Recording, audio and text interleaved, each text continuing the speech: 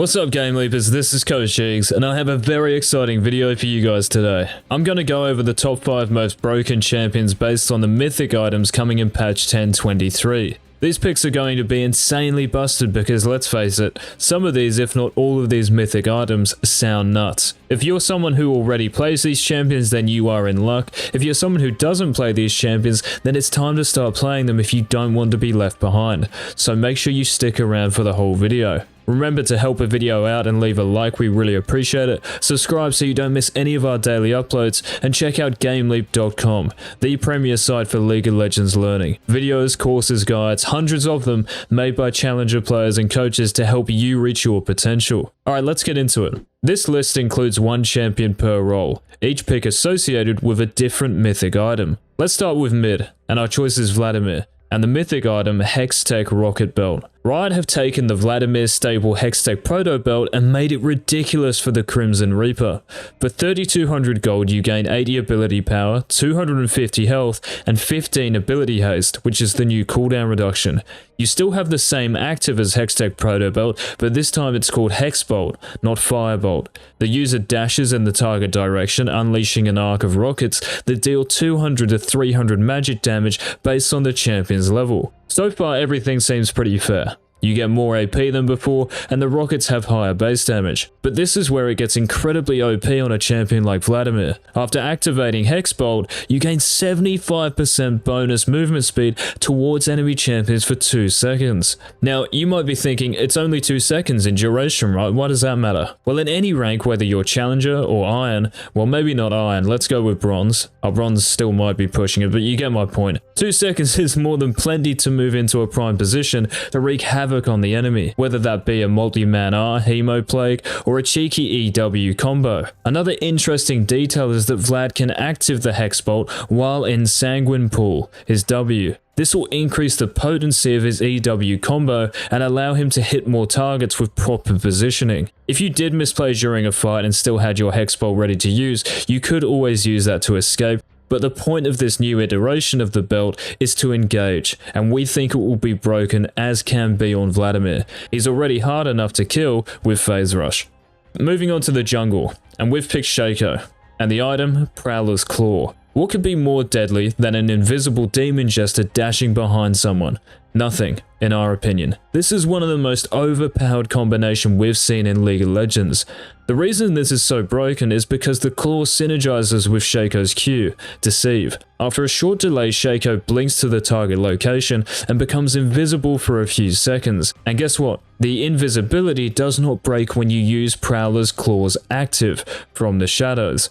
You dash through the target enemy, dealing 100 to 200 physical damage based on your level, plus 45% of your bonus attack damage. The active also reduces their armor by 30% for 3 seconds. On Shaco, this is incredibly broken because you always end up behind your enemies, and guess what this procs? Your backstab. Yes, which is Shaco's passive. This guarantees Shaco's basic attack after he deceives to critically strike for bonus physical damage. This means that you can blow up squishy enemy champions easier than ever. You deal more damage because of the armor reduction, the distance you travel while invisible is actually extended because the item's active from the shadows, and your basic attack is guaranteed to critically strike.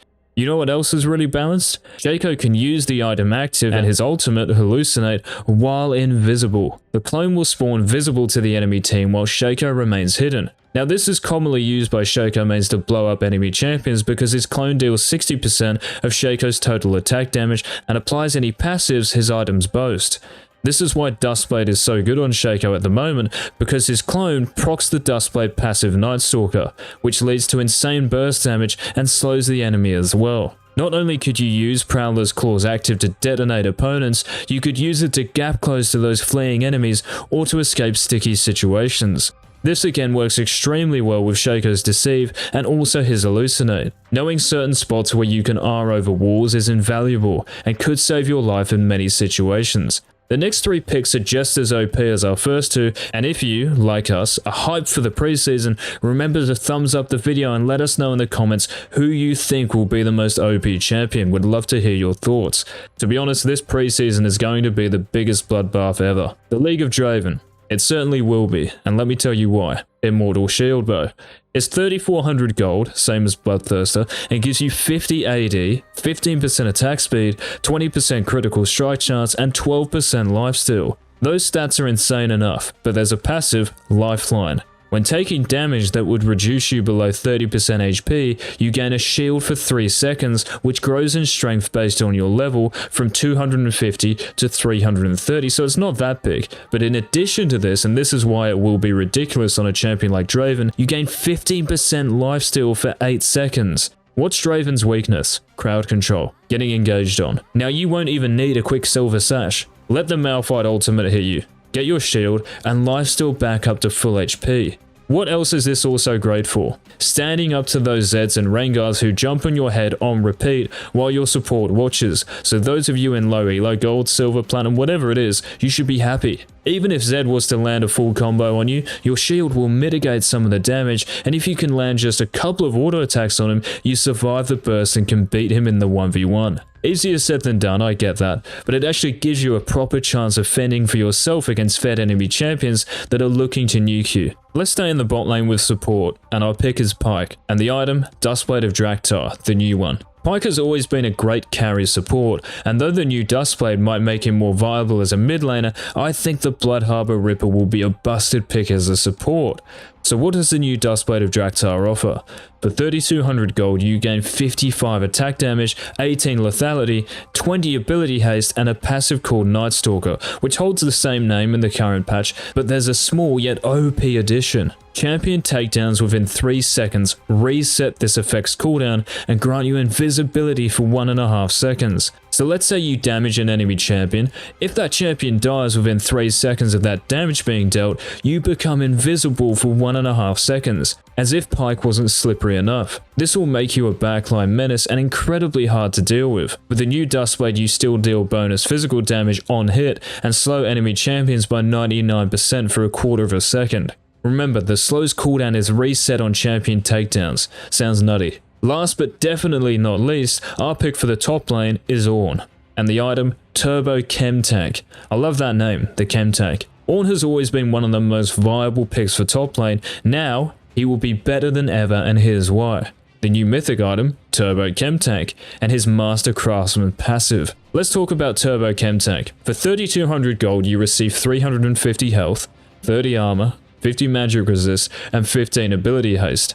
Now wait for it. You also gain the same Immolate passive Sunfire Cape offers, where you deal magic damage per second to nearby enemies, and an active called Supercharge, and this is where it gets really interesting to say the least. When activated, Supercharge grants 75% movement speed when moving towards enemies or enemy turrets for 4 seconds. Once near an enemy, or after 4 seconds, a shockwave is emitted that slows nearby champions by 40% for 2 seconds. Ornn's engage is already great, but now it's at a whole nother level. You can use Supercharge to get to the fight as soon as possible, or you could lead with your ultimate Call of the Forge God and follow that up with the Supercharge active. This allows your team to follow up because of the speed at which you impact the fight and the slow you apply to enemy champions. Remember, however, you can slow your teammates with the shockwave, so be wary of this. Instead of helping your team, you might be cucking them. The second reason Ornn will be a must pick is because he can enhance the power of his teammates' mythic items. Ornn's Masterwork passive lets him upgrade one of an allied champion's mythic items at each level from level 14 onwards. Now, these mythic items boast that much power without an upgrade, so how on earth can an enemy team deal with 5 boosted mythic items? So, our picks that will abuse the mythic items: Vladimir for the mid lane, Shaco in the jungle, Draven as AD carry, Pyke as the carry support, and Ornn for the top lane. You could make a case for every champion being broken with the new mythics, but it would be hard to beat those 5 champions for sure. Once again, let us know in the comments what champion you will be first picking and what champion you're perma-banning. It will be interesting. If you're loving this content at the moment, it doesn't have to stop, guys. Head on over to GameLeap.com to keep learning the ins and outs of Summoner's Rift. If you want to be the best, then sussing out our hundreds of videos, courses, and guides is a no-brainer. Please like the video if you enjoyed, and subscribe for the next daily upload. This has been Coach Eags. Until next time, peace.